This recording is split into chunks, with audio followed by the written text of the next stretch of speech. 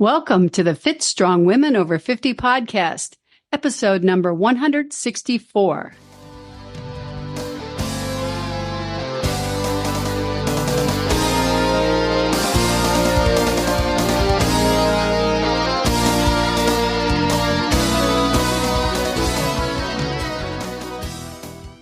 Hi, I'm Chris. Thank you for joining us today. And I'm Jill. Chris and I are your hosts for this podcast and the founders of the Becoming Ellie community. We decided to name our community Becoming Ellie because Ellie was the Norse goddess of aging who beat Thor in a wrestling match. Jill and I thought, hey, we want to be like Ellie, fit and strong. You can find out more about the Becoming Ellie community and this podcast at our website, becomingellie.com. Ellie is spelled E-L-L-I. While you're there, sign up for our newsletter, too. Today's guest was recommended to us by Pam Semenuk. She said that we really need to talk to Pat Spencer. Right. Pam was on the podcast a couple of times, first in episode 44, Performance Training for Master Women Athletes, and then in episode 92, Athletes and Menopause. She definitely has a good idea of who would be a good guest for us. Yes, that's right. I think we'll all learn a lot from Pat. Let's go to the podcast. Pat Spencer is an avid gravel cyclist, former long course triathlete, marathoner, and open water swimmer. She's the owner of Getting Your Mind in Gear, where she helps endurance athletes hone the mental skills needed to achieve their endurance sports goals. Pat is a licensed clinical social worker and a therapist with a private practice in central New Jersey. In 2022, she decided to combine her understanding of mental health with her love of endurance sports. She knew she was not the only athlete out there dealing with all of the mental challenges that come with endurance sports. When not working, you can find her lifting heavy stuff at the gym, exploring the roads of northeastern USA, or scuba diving somewhere in the world. She also enjoys watching college football or Jeopardy with her wife and their cats. Welcome, Pat. We're so happy to get to talk with you. Thank you so much. I'm so excited for this conversation.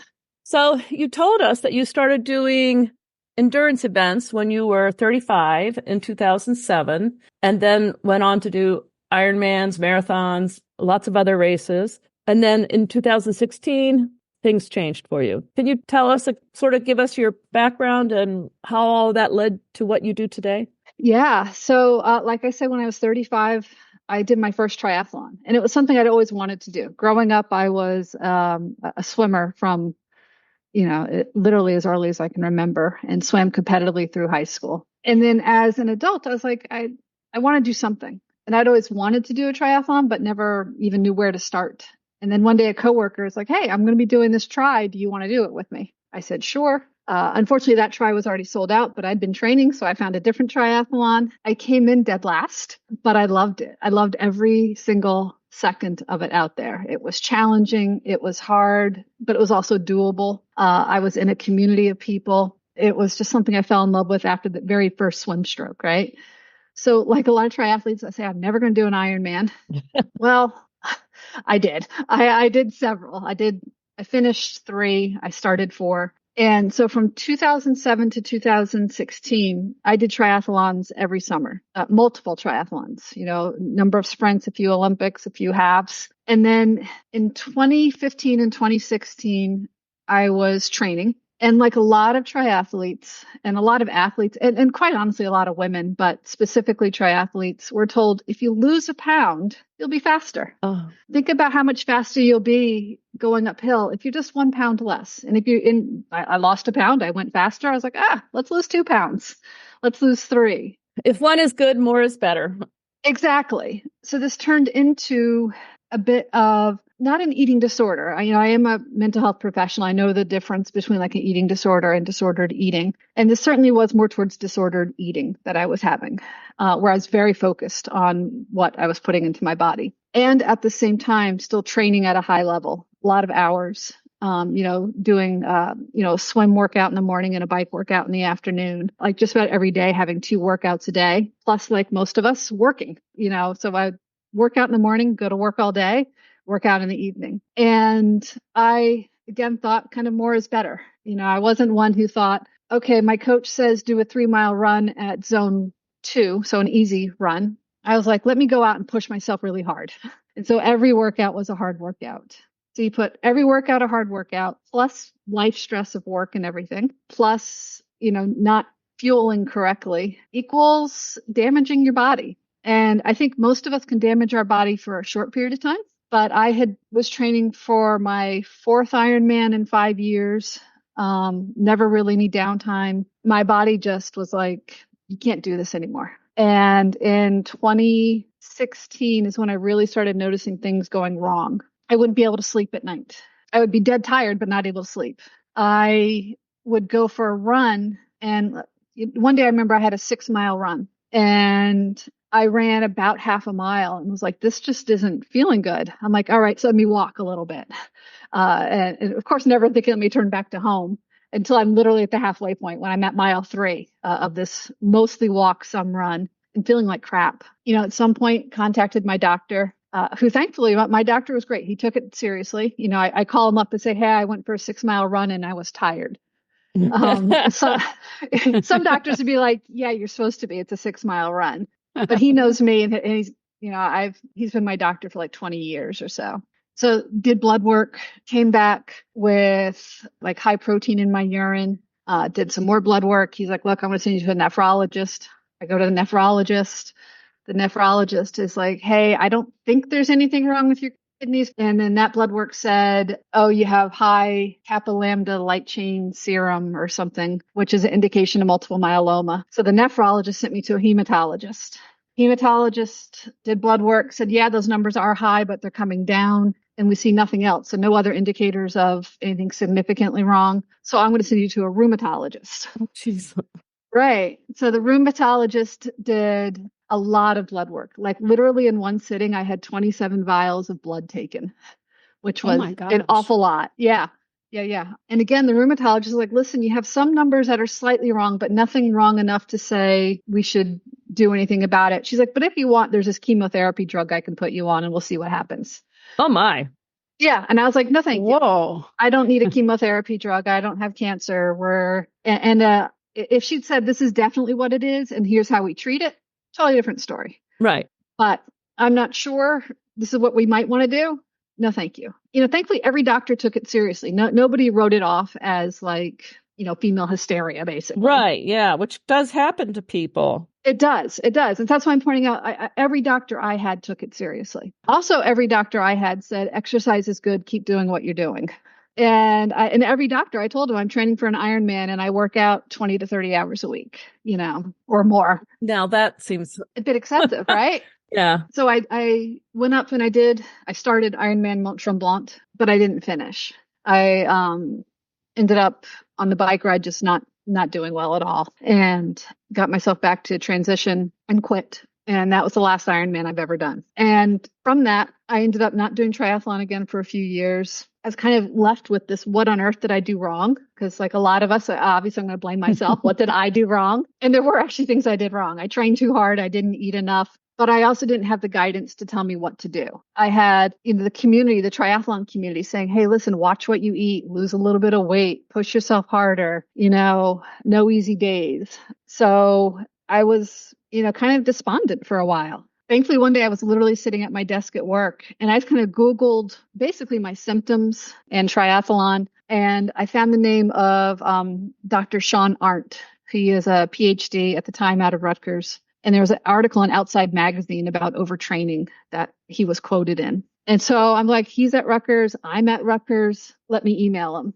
So I emailed him, which was probably the best decision I've ever made, because he then linked me up to his wife, Michelle Arndt, who's a nutritionist and now a registered dietitian and a strength and conditioning coach. And she's like, yeah, here's what's wrong. Together, we're going to work and fix this. Oh, that's so good. Yeah. Like I said, that email that I sent to Sean was probably the best thing I ever did because he linked me up with Michelle, who has helped me tremendously. So that's kind of what ended my triathlon career, if you want to call it. Fast forward a few years, I did strength training for a long time. I focused on nutrition, like making sure I'm eating enough and eventually got into gravel cycling. I was like, I miss being out. I miss being on my bike. I miss being out in nature for hours on end.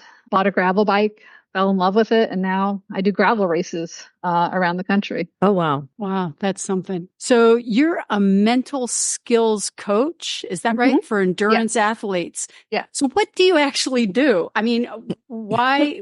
Can you tell us a little bit? Because I haven't really heard of that before in such a way. If you could explain that. Yeah, in most sports, not just endurance sports, but most sports, the mental side really is a not paid attention to side. People pay attention to the actual athletics of it, but not to the mental side. And when we're out there on in my case, a bike, there's lots of opportunities for your brain to fool you. There's lots of opportunities for your brain to fool you into you're not doing good enough. This is too hard, those types of stories.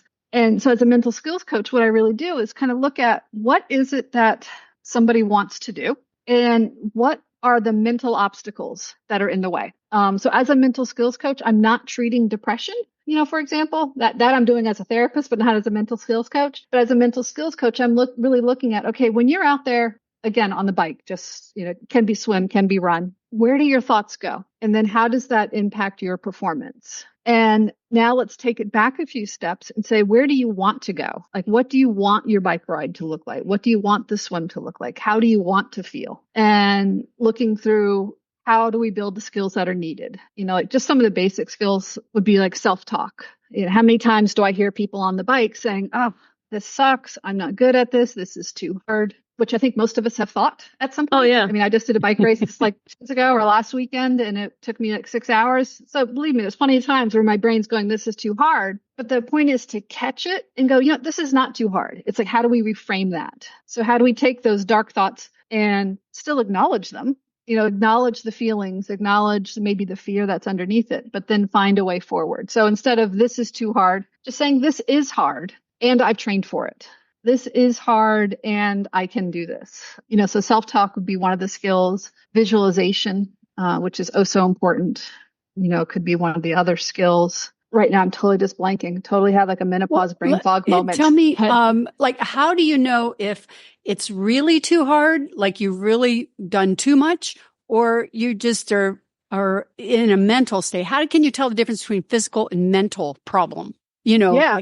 Do you know what I'm saying? Because I do. I tend to just quit too early. I mean, I'm not as competitive, but sometimes I want to push myself further, but then I'm like, oh, I could get hurt. How do you tell the difference? So I have a tool. I call it Runner. It's spelled RUNER, not 2 N's, but as an athlete, I want to call it Runner. Runner is an acronym, and it stands for Recognize, Understand, Name, Explore, Respond. So recognize. First, it's recognizing what we are feeling, what we're feeling physically, recognizing that we have some emotions that are tied into that. The U is for understand. So it's understanding where those feelings are coming from. Name is naming the emotions that you're feeling. Explore is looking at what are your options. And then respond is choosing one of those options and doing it. So again, just using an example of being an athlete out there, right?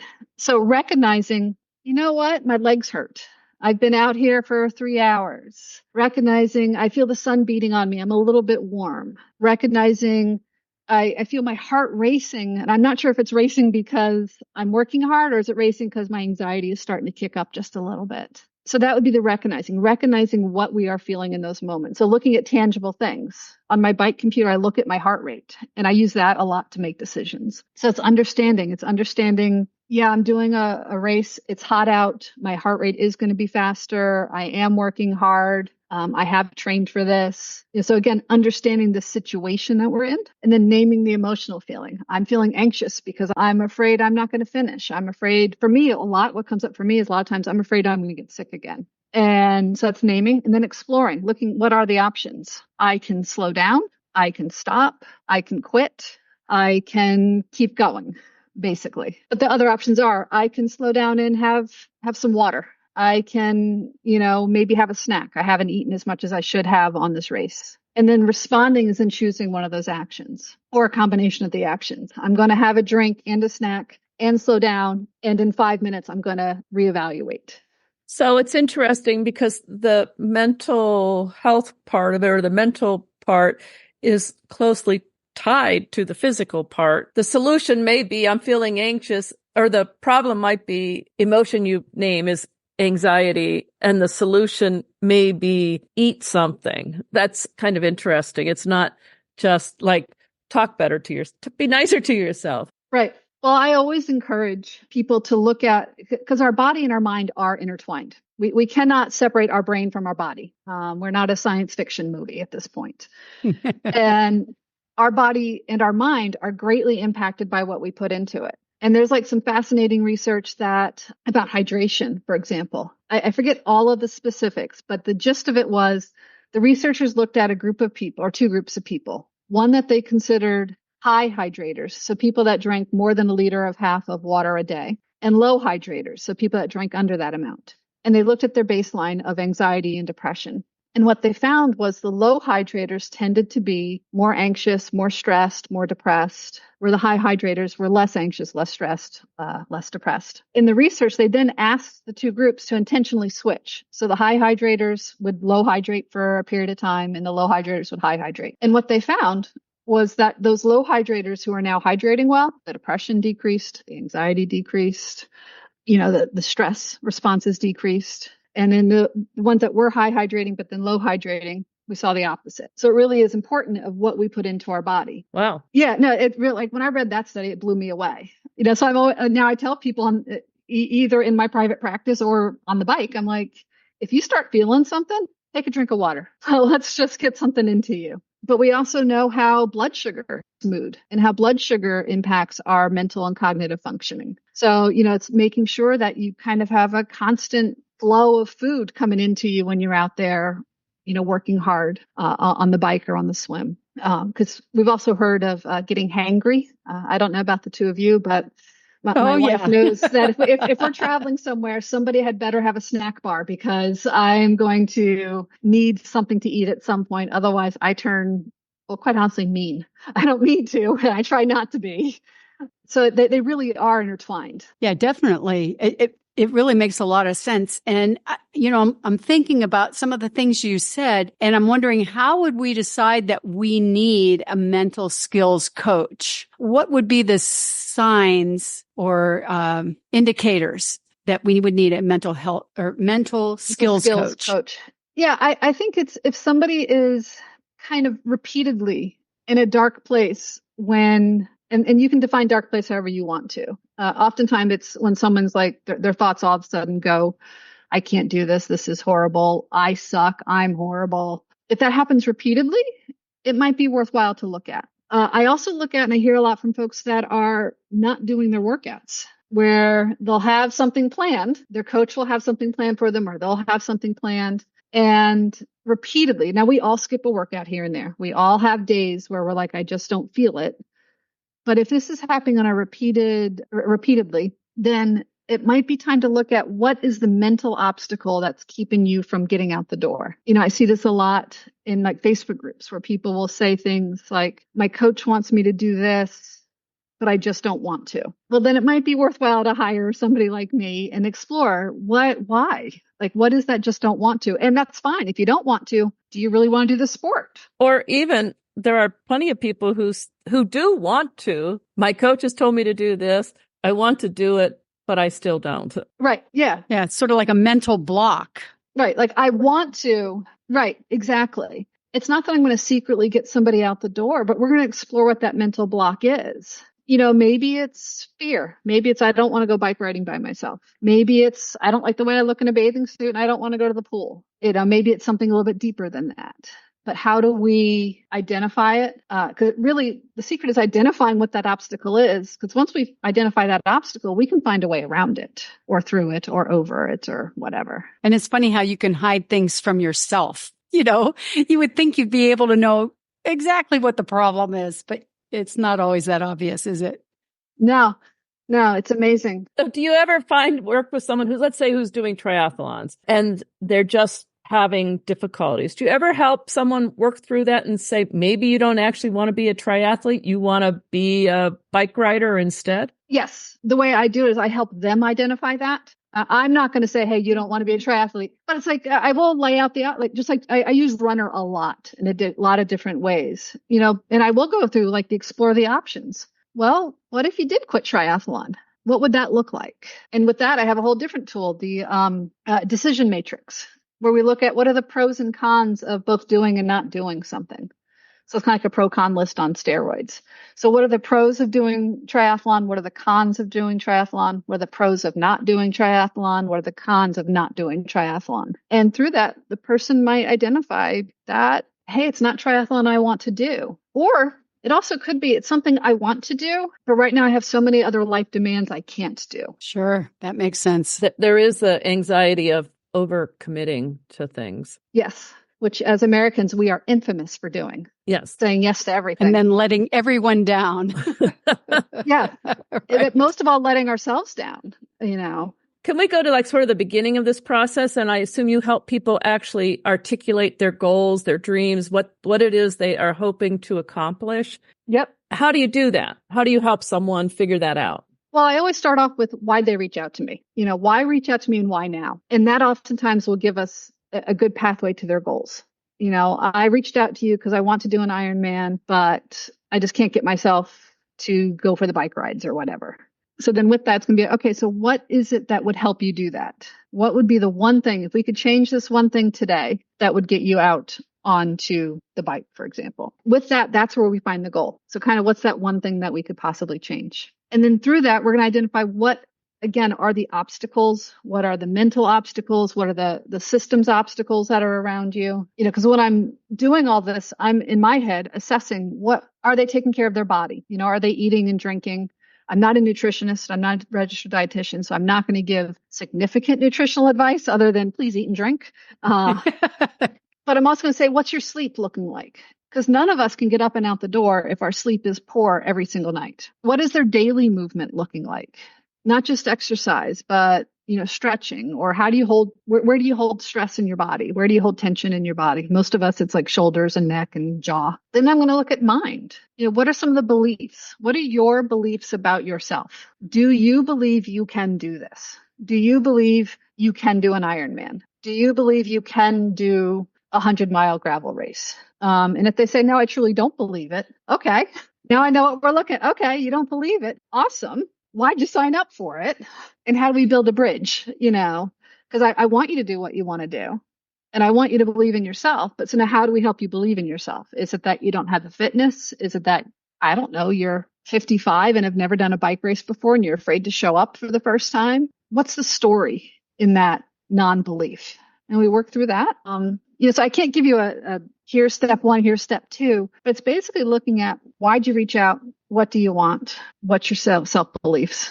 And go from there. If I haven't contacted you, but we are sort of mulling it over, the best thing to do is figure out, first of all, what is my goal? What am I hoping to do? And then sort of work through that analysis yourself. Mm-hmm. I mean, you may decide I need help with this, but you could decide, well, geez, yeah, actually, I can do this. Right. No, and a lot of people can. Yeah. But it's, do you actually believe in yourself? Like that is, what is your goal and do you believe you can accomplish it? So once we've defined a goal, how do we find our focus? How do we really commit to achieving that goal? So what I oftentimes will do is look at what is the purpose of that goal? What's the why? Because what's the saying? When you show me when I know why, I can find a how, or something along those lines is some famous quote from some famous person who's smarter than me. I love to know the why, but yeah, but if we know the why, when we know our why, we're willing to do the how. So why do you want to do? I'm going to even back up. It doesn't have to be Ironman. It can be a sprint distance triathlon. It can be a 5K. I'm talking these big races, but for many, endurance sports is a 5K. Sure. Never signed up for one. Right. So why do you want to do a 5K? What's the why behind that? Well, it's, I want to celebrate my body and do things while I can. I want to show my kids or my grandkids what is possible. I want to prove that naysayer from when I was in 8th grade, who told me I'd never amount to anything. I want to prove that mean person wrong. What's your why? Because that's where the motivation is going to come from. Just saying I'm going to run a 5K is not going to necessarily get you out of bed in the morning. but saying, I'm going to run this 5K because my body can, because I want to celebrate what my body can do. That will get us out the door. I'm sure this is not truly unique to women, but we do seem to excel at having that inner critic, that voice that tells us we're not good enough, or we're too old, or we're too fat, or we're too whatever. How do we address that? How do we get that voice to change what it's saying? I like to have conversations with it. When I'm doing therapy with somebody, but also with mental coaching, I'll have somebody kind of bring that inner voice into the room. Let's give them some space. Let's have a conversation. Maybe it's writing a letter from that inner voice to yourself, bringing out those fears. Because that inner voice often comes from a very protective place. That inner voice is very much, how can I keep you safe? Because our brain has one job and one job only, and that is to keep us safe and alive. And so oftentimes our brain's telling us, don't do this, that's too scary. And as humans, we're clan animals. We need the group. No human can survive without other humans. So that inner voice is coming from a place of protection. So I want to hear what they're afraid of. And then it's having a reverse conversation. So now that I know what the inner voice is afraid of, I, the adult in the room, me, the person, the logical person, can have a reverse conversation and say, well, here's how I'm going to protect us. Here's how we're going to make sure we don't get hurt or sick or injured. Or if we do, here's how we're going to mitigate it and make it so it's not as bad as it possibly can be. And what I find usually is that calms the inner voice down. So actually addressing whatever the issue is. Yeah, that will calm the voice because now it's heard. If you think about a yelling child, as soon as you pay attention to that yelling child, the yelling stops. It might take a little bit for it to completely stop, but as soon as this kid's tantrum is happening, if you go over and you're like, oh, sweetie, tell me what's wrong. And then all of a sudden they start taking it down just a few notches, right? And it's the same thing with our inner voice. The other thing that if having a conversation isn't possible in that moment, I might say, listen, kind of like if you're talking to your spouse or something, hey, listen, I don't have the brain power right now to talk about this. Can we talk about this tomorrow or later today? So sometimes I'll tell the inner voice, I hear that you're scared. I hear that you're there and we are going to address it. I just need to get through this particular thing first. And that also at times will calm it down. Give you some breathing room at least, right? Yeah. On this podcast, we've discussed motivation a lot. And can you talk about the role of motivation in achieving goals? Is it discipline or habit or? Yeah, it's a little bit of everything. Yeah. Motivation is on one hand needed because if we weren't motivated, we wouldn't sign up for that 5K or we wouldn't sign up for whatever it is. However, we don't have to be motivated to get out the door and do the workout. And I hear this a lot where people are like, well, I just wasn't feeling motivated, so I didn't do it. Well, okay, why not? Because we don't have to have motivation to take the first step. So there is a bit of willpower, a bit of this is what I'm going to do. I forget which author it was. I think it was James Clear in Atomic Habits, I think. But he talked about identifying yourself as that thing. So if you want to run a 5K, identify yourself as a runner, and what do runners do? Runners get out the door and they go for their run. Even when they're not feeling motivated. Even when they're not feeling motivated. And you can also say, I have a 10-mile run plan today. I'm going to go out and I'm going to aim for 5. And at the end of the 5 miles, I'll make a decision of if I'm doing 10 or not. But it's like, if you can identify yourself as this thing, then it's, what does that identity do? So as a runner, what do runners do? As a swimmer, what do swimmers do? But even on other aspects of life, as a mom, what do moms do? As a grandmother, what do grandmothers do? And really using that identity as kind of the structure as opposed to motivation. I've heard a similar thing, like with food, people that are trying to avoid eating certain things. So let's say someone offers you a candy bar and you say, oh, no, I don't. What if you just reframe how the whatever about food to I don't eat that rather than I don't want to or whatever. It's just that this is a fact of life. Shouldn't. I don't. Right. I don't eat that is like just a fact of life. Yep. Yeah. So it's sort of the same thing as what you're saying, I think. Yeah. No, it's very much in the same line. I don't eat red meat, and so if I go to somebody's house and they're like, hey, do you want steak? If I say, no, that's okay, I really shouldn't, they'll still be like, are you sure? I can do it medium rare, and whereas if I say, hey, listen, I don't eat steak. I do eat chicken, I do eat fish, but I don't eat steak. Oh, okay, cool. I got some chicken thighs. Let me heat those up for you. Yes. Okay. Yeah. It's you don't need to be motivated. It's just who you are. Right. Right. So really getting a sense of your identity as a fit, strong woman over 50, or however you decide to identify yourself, really helps with the motivation on those days that, not as much. Right. That's great. So that's maybe something we could focus on. Yeah. It's like, I am a fit, strong woman over 50, or I'm a fit, strong woman. And here's what fit, strong women do. Right. We get up, we drink our water, we eat our protein rich breakfast, we go to the gym. Right. Chris just mentioned it, or I think we said it, but do you have any thoughts on the word should? Yeah. I jokingly tell people that, stop shoulding all over yourself. Yeah, I love that. Because with should comes judgment, and, change should to I want, instead of I should go running, I want to go running. And now there's no real judgment in it. And then you also get to say, well, do I really want to go running today? There is an implied sort of guilt to I should go running. Yep. Yeah. There's the guilt. There's some judgment, whereas it's just, what, today running, and say it just very factually, running is on my schedule for today, and I don't feel good today. And I have these 10 other things. So I'm not going to run today. So just being factual instead of I should run. Or you can also say, I want to run today. I really do. I want to. I don't know, but I don't know. I had to do 10,000 other things before work today, and I just don't have the time, so instead of, I definitely don't should all over yourself. So you have a workshop listed on your website. It's called Menopause, Mindset, and Mental Health. And that certainly caught my eye. What does menopause, or how does menopause affect our mindset or our mental health? And what advice can you give us to help with this? Oof. Another great question here. That's a big one, I know. I know. So that workshop's actually like a 6-hour workshop for clinicians. Of course. And social so could you tell us in one paragraph? Yeah, 1 minute, right?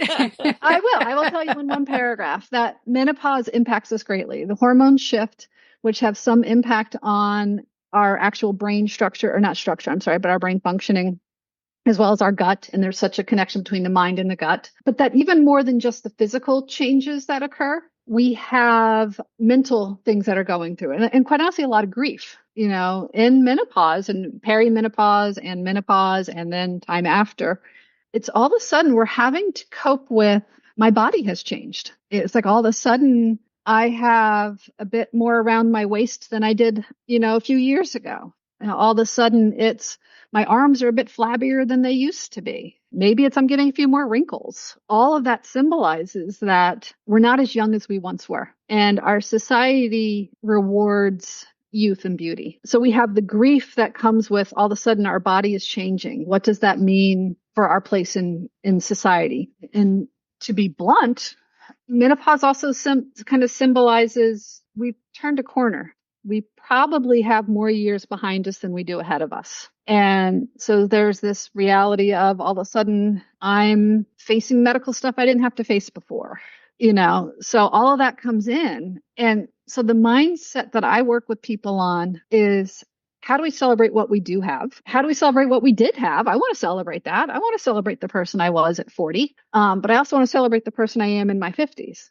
So how do we celebrate what we do have? How do we continue to use what we do have? How do we move forward with that? So I guess that was not one sentence. That's it was more like 4 paragraphs. That's all right.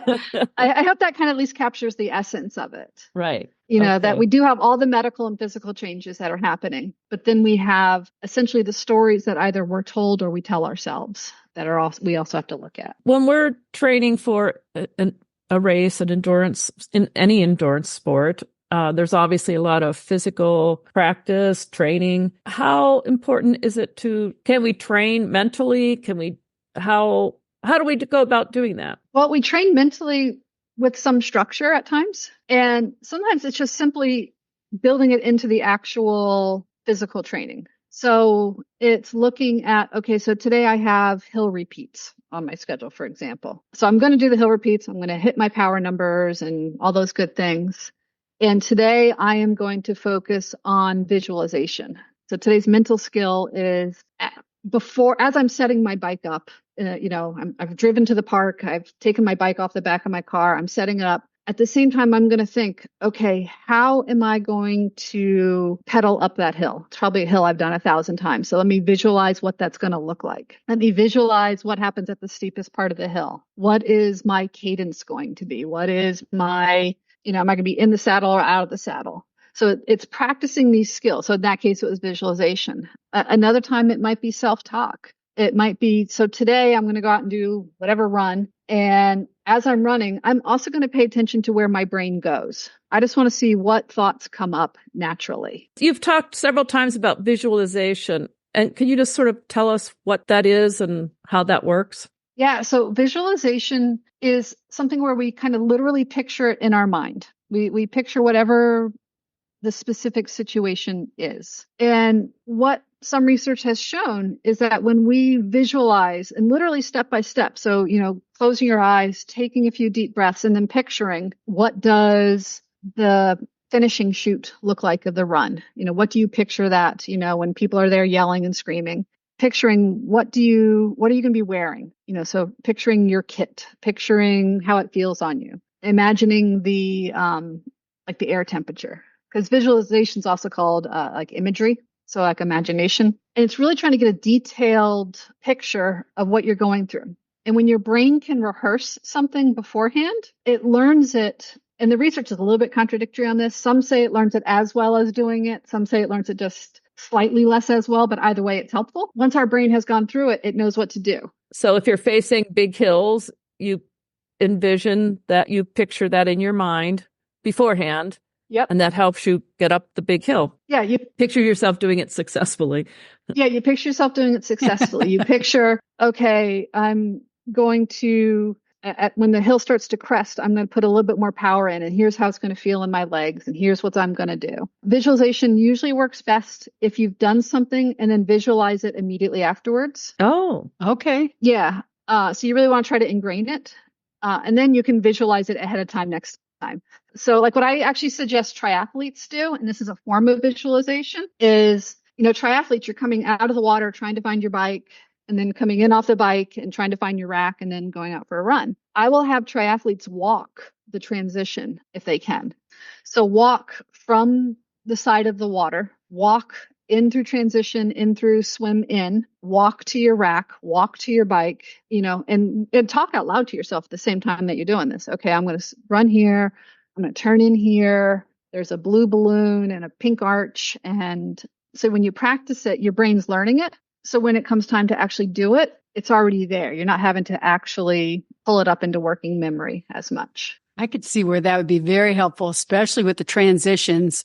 So do I put my helmet on first or my shoes? Like you just have already pictured first thing, next thing, your gloves, what have you. And it just becomes sort of rote, and almost like you said, the visualization is almost as good as actually doing it. Yeah. Now, and they've done lots of studies on visualization with surgeons, where they'll visualize doing the surgery beforehand. And they find that these medical students learn it better, by visualizing. The same thing with musicians, visualize yourself up on stage, visualize the music, visualize. And again, sometimes it's in real time. So it's okay for that musician. Let's take 5 minutes and close your eyes. And what do you see? What do you hear? What are you wearing? Where's your family? All eyes staring at you. Right. I like the idea about the visualization after you've done something, because that sort of imprints it on your memory for the next time. Yep. I had never heard that, of doing it after accomplishing something. I like that. Yeah. No, it's awesome because it does imprint it. And like for swimming, for example, maybe do the visualization, like you do your drill warm up, do like a 100, for example, so you're not too stressed. But for that 100, focus on the perfect stroke, focus on, the length, focus on the catch, focus on while you're actually doing it. And then after that 100, picture it. Picture your arm entering the water. Picture where your hand actually goes. Picture the feel of the water against your hand as you're pulling through. And again, that imprints it. So now your next 100, maybe you don't have to be as intentional. That's great. It's almost like muscle memory, only it's mental memory. Yes. Yeah, it's exactly what it is. What do you think keeps athletes out on a course when things are really getting tough? Maybe it's weather, maybe it's just the situation, but what keeps people going? I think the goal and the purpose keeps them going. I also think sometimes the course keeps them going. I've done some races that are pretty rural. I did a gravel race in Kansas and there's like this huge thunderstorm. I'm like, well, I'm 40 miles from anywhere. So I've got literally one choice, which is go forward. I'm now closer to the end than I am than turning around. Exactly. I'm like, I have no cell phone coverage. I can't call anybody. There's no buildings. So just keep going. So sometimes I think the actual physical course keeps people going, but I do think it's the bigger goal. I do think it's the purpose. Actually, I think it's the purpose more than the goal. They do go hand in hand, but it's I can finish this. I am strong. Sometimes it's as simple as my family is waiting for me at the finish line and I want them to see me as a finisher. Or it could be, I trained really hard to do this. I'm not going to waste all that effort. Right. So sometimes, as you mentioned earlier, sometimes as women, we do have a tendency to not want to let people down. So I've certainly had races where I'm like, well, I don't want to let my coach down. She worked really hard this year. Must keep going. So we did talk about you having that DNF on the one Ironman. So obviously not finishing a race that you've trained for can be devastating emotionally. Really, just anything that stops you from reaching those goals can be really hard on you. How do we overcome that? How do we get our mindset back after really suffering a setback? Right. So unfortunately, I've had the experience with this. Last year I DNF'd 2 races. Oh, okay. Yeah.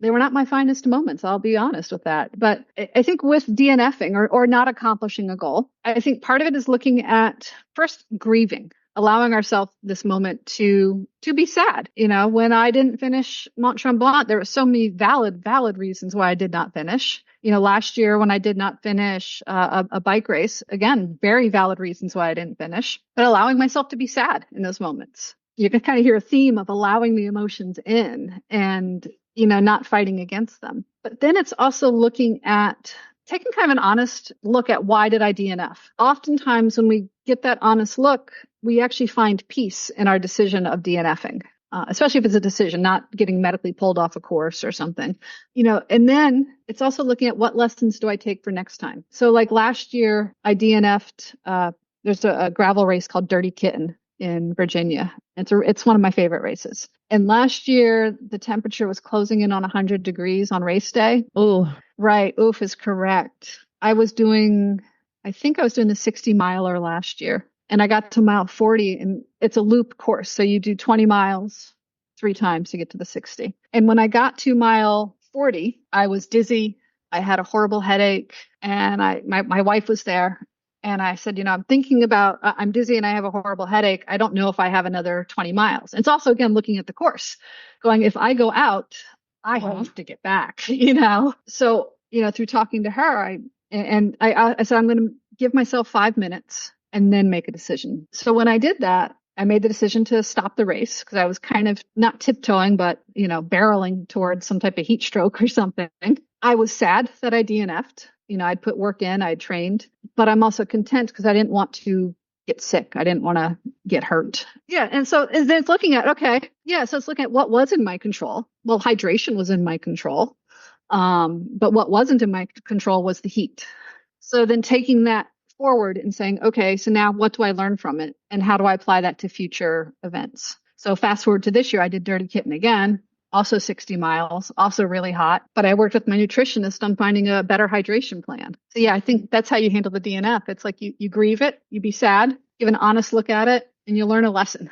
And then you move forward. Well, I think many of us are afraid to try some endurance sports or to push ourselves into new things. For example, I was talking to someone who said they were afraid to try trail running, even though they run on the roads, whether it's the routes or, the challenges. How can we overcome fear to try something new? Against me looking at what is the fear. is the fear of trail running that if I trip over a route and I'm all by myself and I fall and I get hurt? Is it, I don't know where I'm going? Like, what is the actual fear that is involved? And then is there a workaround? So if it's, I'm afraid I'm going to fall and get hurt when I'm by myself. Okay. Is it that you have to run with somebody? Is that a possibility? Is it that you find a shorter course? So even if you fall and get hurt, you don't have that far to get back to your car. Is it you carry your phone or some type of tracking device on you? So if you fall and get hurt, if falling is your issue, if it's, I don't know where I'm going. Okay. What are some workarounds with that? Is it, again, finding a local running club that maybe will do that route? Is it, heck, maybe even doing a short race there where they have it plotted out for you? Is it, on our watches and stuff, we have courses. Again, it's looking at what is the fear and then how do you work around that? And then again, is this truly something you want? Yeah, there are some things. Like, did you ever watch the documentary on the marathons, the Barkley marathons? Oh, yeah, I love watching those. Oh, my gosh. Those people are something else. But where they're out there, they don't talk about not knowing where you're going. There's no track. There's, you have to figure it out. You're doing this race over and over and over again. And I look at that, and that is just totally frightening to me. And so I would never sign up to do something like that because it's just not me. I'm not that bold of a person. It is fun to watch though, because I love to watch them, intense. But right. But I mean, and that's an extreme, but there are things that I know I'm not going to do because I am afraid, but it's not important to me to try and overcome that fear. But I could see where if I were a runner, I might be interested in trail running. And so figuring out how to get around that fear might be important to me. Right. Yeah. So it is about what is important to you. What's the actual obstacle and how do we find a way around it? So you now do gravel biking, you've told us. And can you tell us what that is? And also, do you still swim and do you still run? I do not run. I never actually enjoyed running. So when I stopped doing triathlons, I was like, great, I never have to run again. I won't even run for like a bus. I'm like, nope, there's another one coming. I swim not as competitively as I used to. That's something I do want to get into in the next year or two, is getting back to some more open water swimming. There's like a dream race, the St. Kitts to Nieves race I would love to do down in the Caribbean, where you swim now from that St. Kitts to Nieves, right? That would be awesome. But gravel biking is like my new passion. Gravel biking is essentially biking on dirt roads, different levels of maintained dirt roads. And a lot of the gravel races are in rural parts of the country that, quite honestly, coming from New Jersey, I would not see that often. Right. So like last weekend, I did Rebecca's Private Idaho in Idaho. And that's quite honestly not a state I would ever gone to unless I had an event or something there. Gravel biking gives me a chance to go on roads where there's not a lot of cars, which is, I'm not a fan of road biking anymore. I had an incident where a guy chased me down and was really quite dangerous. So I now do all just about exclusively off-road stuff or off main road stuff. It is in parts of the country I would never see, like Kansas, Idaho, southern Colorado, which is not a high traveled place. So I love gravel biking. The community is very laid back. It's if runners know road running versus trail running, the personality of the runners, gravel biking is kind of more like the trail runners. It's this laid back, very chill. Yes, it's still competitive, but it's not as high strung as triathlon. Okay. Or even I went and observed a road race, cycling. Those people were crazy. I mean, talk about fear. They rode in these like little tight bunches going very fast and they were very competitive. The gravel bike sounds better. Yeah. I mean, the pointy end of the race, they're competitive. In gravel racing, they call it the mullet protocol. If you remember the mullets from the 1980s, the haircuts, it was business in the front, party in the back. So in gravel biking, the mullet protocol is like the racers, the competitive folks are up front. The rest of us are enjoying the views, enjoying the scenery, enjoying the company, challenging ourselves, but we're in the back having a good old time. That sounds like Chris, when we were doing marathon or half marathons, whatever, we were always like, parties in the back. Party in the back, right? We'd stop and take pictures at each landmark, that kind of stuff. Yep. Right? Very cool. So this is kind of a broad question, but can you give us a few of the most important tips that we need to reach our goals? I think one of the first things is to know what your goal actually is. But then the bigger one is to know the why. Because the why is going to be what gets you out of the house to do it. Some goals are very too broad and quite honestly not attainable. Like saying I'm going to get fit. If that's your goal, what does fit mean? Whereas, and I'm not one to say, here, let's look at numbers of a scale, but what is it that fit will give you? Well, fit will allow me to at least walk a 5K, or fit will give me, I want to run a marathon. That's maybe somebody else's definition of fit.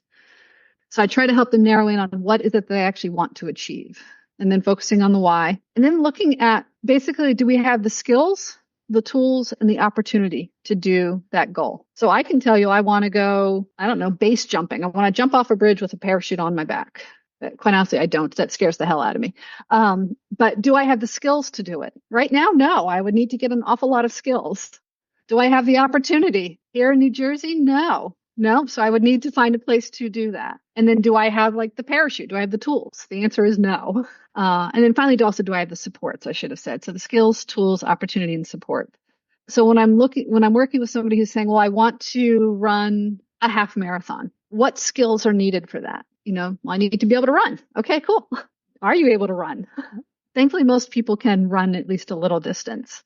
But then how do you build it? The tools for running. Do you have a plan or a coach of how to get to half marathon? Do you have the shoes? Do you have the nutrition? The opportunities? Do you have the time? And for a lot of folks, time is actually one of the biggest obstacles. Well, it's like, no, I have kids. I have a family. I have work. I have parents that I'm taking care of. And then do you have the supports around you to make that happen? And if we can find the skills, tools, opportunities, and supports, we can help you meet your goals. So where can our listeners find you online? And if they want to engage your services, where can they look for you? So my website is gettingyourmindingear.com. And that has like my email. I would love it if people sign up for my newsletter. If you go to my website, it'll say something along the lines of Get Runner Here. That'll give you a whole PDF on that runner technique I talked about earlier. All right. Okay. But also people, I post on Instagram at least once a week. I do Mindset Mondays. With the ideal of having it out on Mondays, I got to be honest with you. Like this week it was Tuesday, but whatever. Close enough. It's still valuable on Tuesday. Yeah, exactly. Mindset is needed every day. So Instagram, it's Getting Your Mind in Gear, but there's an underscore. So getting_your_mind_in_gear. But again, my website will have that link. And if you just go to Insta and type in Getting Your Mind in Gear, you'll find me. Those are really the two best places are Insta and my website. Insta, you can certainly DM me. My website has a place where you can email me. I try to make myself pretty easy to find. And I definitely would love for people to sign up for my newsletter. I promise you, I do not over newsletter people. I send about one newsletter a month. Sometimes it's two based on what's going on. And I also have a blog that I put out once a month. Oh, okay, good. Very good. So like this month, I have something like Success Beyond the Finish Line. So it's defining success, even if you don't meet your big goal. Like my goal for Rebecca's Pride Idaho was finishing a 100-mile race. But when I got out there, I was like, the 100-mile is not happening. I'm going to do the 56. And yet I still consider that a success. So I definitely would encourage people to look at my website, Insta, and newsletter. We'll make sure to link to all those places in our show notes so people can find each of those easily. I really have to thank you, Pat, for being with us today. It's been wonderful. Really appreciate. Well, thank you. This has been so much fun. And I appreciate, your show. I do listen to it and I appreciate, your time today. So thank you so much. Yes, it's been great talking with you. So thank you. All right. Bye-bye. Bye. Bye now. I really like talking about the mental aspect of sports. It's easy to get caught up in how often we train or how fast we run or whatever, but there's a big component of mental strength in all of this. Yeah, I really like what she had to say on any number of topics. Probably one of the first things to hit me was the hydration, because she said that was so important for your mood and for your performance and all of that. And yeah, I guess we know that, but I didn't know that. Do you remember what she said about that experiment about hydration and people who were well hydrated? And yes, exactly. She said that They did an experiment with people that were maybe overhydrated. And I don't know if that's the right word, but that they had a higher level of hydration than 1.5 liters, and the ones that were under. And the ones that were under tended to be anxious and more depressed. And when they switched it around, that actually flipped. It really helped to decrease the anxiety, decrease the depression, to be fully hydrated. And I think that's something that we can all kind of take in mind, because it's easy to forget about drinking your water, Yeah, that's really interesting. I had never heard that before. So that was kind of, I liked how a lot of her things about the mental aspect of this was so closely tied to the physical aspects. Yes. And you asked her a little bit more about visualization. Boy, that really helped me to picture it all, literally. Nothing like visualization. But yes, no, I like that idea. And, I have done that without really thinking about it. But, I used to run around the block, and I would be getting a race or doing a 5K or whatever. And I would think, I wasn't thinking about visualizing crossing the finish line, but I would think I only have half a mile to go or whatever. That's the same as running around the block. So in my head, while I was running the race, I was visualizing my standard training routine of running around the block. And it really did help. Yes. Yeah. Little tricks in your mind make such a difference. And your self-talk, Oh, yeah. Oh, I struggle with that. I know I get out there, I'm running, and I think, I hate this. I'm terrible. I thought this was supposed to feel good. Yeah. Or even like when I go to I haven't been for quite a while, but when I would go to boot camp, I would start everything that we would do with, oh, I hate this. And after a while, it's like, well, why am I doing this if I hate everything? And I really don't. It's just how things are hard. And so it's easy to turn it into a negative. Well, I try to work on it when I'm feeling good. Different parts of my body that actually feel good. The joints start to loosen up, and it's like, hey, that tightness that I was feeling earlier is gone. I feel like I could do more. I keep saying stuff like that to myself, because it's so easy to practice the negative self-talk. And unless we make a point to practice the positive self-talk, it doesn't stick. Right. Absolutely. It's like the same thing with people about their weight or whatever.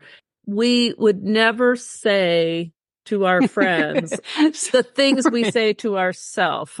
Right. And that's true whether you're talking about how you feel about your body, or how you feel about your racing speed, or how you feel about your ability to, do squats. Yeah. Or how you feel about your goals. I mean, I really like what she said about, when you're evaluating your goals, what would that look like? What are the pros and the cons if you achieved your goal? And, how would that feel? What does that really mean to you? That whole kind of reflection that with different questions that she asked, I don't know. I just got a lot out of what she said. I really did. I enjoyed it a lot. I felt like it was a lot of things we talk about a lot, but with a totally different perspective. Different angle. Found that to be helpful. Yeah. Yeah. And I'm wondering about you, our listeners. Let Jill and me know if you have some thoughts on our talk with Pat, or how you deal with motivation, your self-talk, visualization, and quieting that critical inner voice. Yeah, we would love to hear from you. Also, we met Pat through Pam Semenuk, who's been on the podcast earlier. But if you know of someone who you think we should interview, let us know. You can find our email addresses or leave us a message at becomingellie.com. And you can also find us as Becoming Ellie, ELLI, on Facebook, Instagram, Pinterest, YouTube, and LinkedIn. It was great talking with you today, Chris. I'm looking forward to our next episode of the Fit Strong Women Over 50 podcast. I am too. See you next time. Bye-bye. Bye.